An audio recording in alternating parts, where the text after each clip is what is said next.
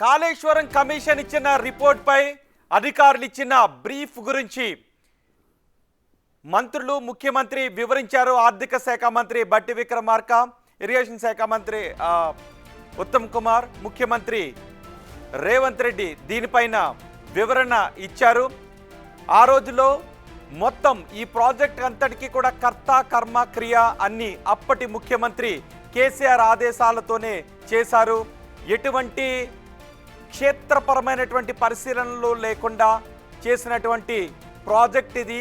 అత్యంత అవినీతి జరిగినటువంటి ప్రాజెక్ట్ ఇది అని నిపుణుల కమిటీ నిర్ణయాలను కూడా ఈ ప్రాజెక్ట్ నిర్మాణంలో తీసుకోలేదు అని చెబుతూ ఉన్నారు.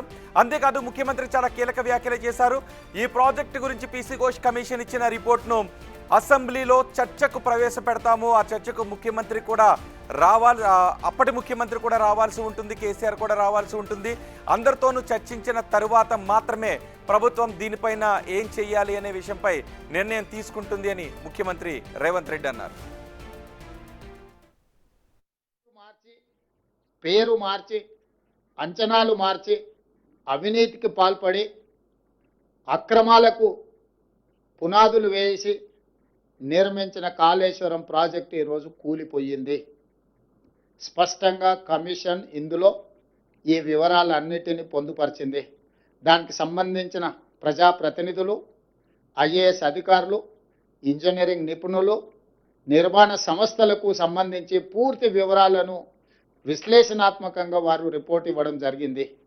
ఈ నివేదికను ఈరోజు మంత్రివర్గంలో ఆమోదించడమే కాకుండా రాబోయే రోజుల్లో శాసనసభలో ప్రవేశపెట్టి అన్ని రాజకీయ పక్షాలకు వారి అభిప్రాయాన్ని చెప్పే అవకాశం కల్పించి, including leader of opposition the then chief minister Chandrashekhar Rao గారు, ఆనాటి సాగునీటి పారుదల మంత్రులు, ఇతర మంత్రులందరూ కూడా ఆనాటి మంత్రివర్గంలో ఉన్న వాళ్ళందరూ కూడా వాళ్ళ అభిప్రాయాలు చెప్పడమే కాకుండా చట్టసభలలో, శాసనసభలో కావచ్చు, శాసన మండలిలో కావచ్చు, ప్రజాప్రతినిధులు స్పష్టంగా ఈ నివేదిక పట్ల ఒక అవగాహన తెచ్చుకోవడమే కాకుండా వాళ్ళ అభిప్రాయాలను స్వేచ్ఛగా చెప్పడానికి అవకాశం కల్పించాలని ఈరోజు మంత్రివర్గ సమావేశంలో మేము నిర్ణయం తీసుకున్నాం.